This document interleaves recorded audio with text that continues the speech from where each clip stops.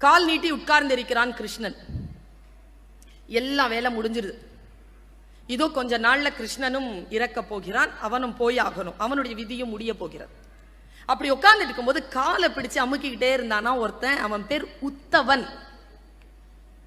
உத்தவன் காலை பிடிச்சு அமுக்கிக்கிட்டே இருந்த உத்தவன் கிட்ட கிருஷ்ணன் சொன்னானா, போர் முடிய போகுதுடா, போர் முடிஞ்சிருச்சுடா, உலகமே முடிய போகுது, நானும் போறேன், எல்லாருக்கும் எல்லாம் பண்ணிட்ட, உனக்கு இதுவரைக்கும் எதுவும் செய்யல, உனக்கு ஏதாவது செய்யணும்னா சொல்லு, செஞ்சுட்டு போறேன் நானா.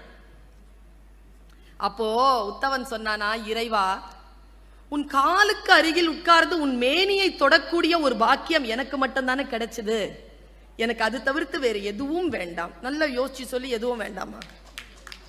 எதுவும் வேண்டாம் என்றான் உத்தவன். எதுவுமே வேண்டாமா? எதுவும் வேண்டாம். சரி, கான்சியஸா சொல்றியா? கான்சியஸா சொல்றேன். சரி சரி, நீ போய் ஓய்வெடு என்றவுடன் உத்தவன் கேட்டான், ஒரே ஒரு குவெஸ்டின், அதுக்கு பதில் சொல்லி. என்ன? இந்த மகாபாரத போற நீ நடத்தாம இருந்திருக்கலாம்ல?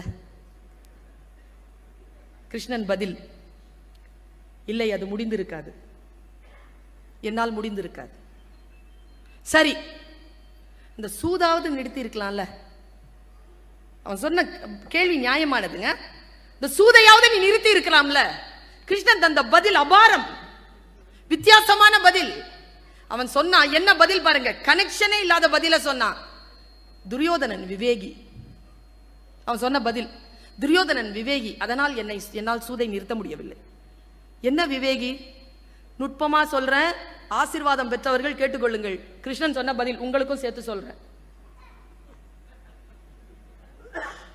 என்ன நுட்பமான பதில் தெரியுமா?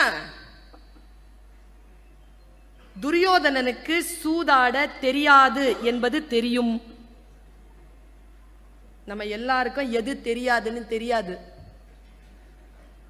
எனக்கு எல்லாம் தெரியும் அப்படிம்போம், அவங்களுக்கும் ஒன்றும் தெரியாது. கார் ஓட்ட தெரியாதுன்னு ஒருத்தனுக்கு தெரிஞ்சிருக்கணும், அப்பதான் கார் எடுக்க மாட்டான். சேலை கட்ட தெரியாதுன்னு ஒருத்தருக்கு தெரியணும், அப்பதான் சேலை கட்ட மாட்டான். இப்ப எல்லாருக்கும் அப்படிதான்.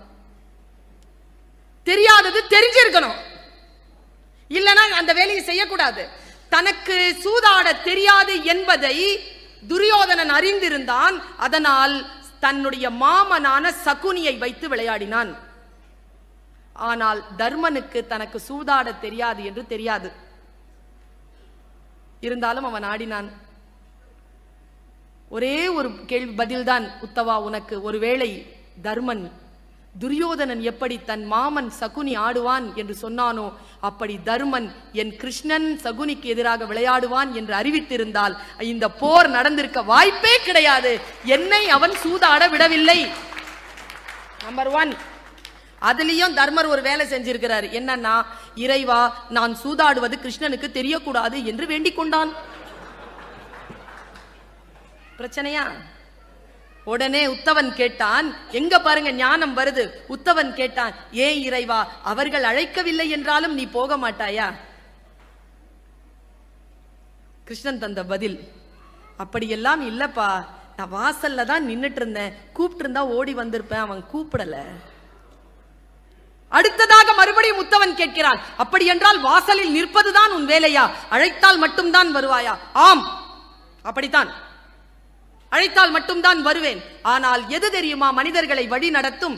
நான் செய்யும் உதவி அல்ல, அவர்கள் எந்த காரியம் செய்தாலும் நான் பக்கத்தில் சாட்சியாக நிற்கிறேன் என்கின்ற ஒரு அறிவு போதும்.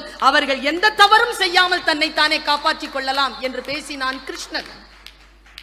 நாம் எந்த காரியம் செய்தாலும் அந்த காரியம் இறைவனால் கண்காணிக்கப்படுகிறது, அவன் நம்மை பார்த்து கொண்டிருக்கிறான் என்கின்ற ஒற்றை எண்ணம் போதும் நாம் அறம் சார்ந்த செயல்களை செய்வோம்.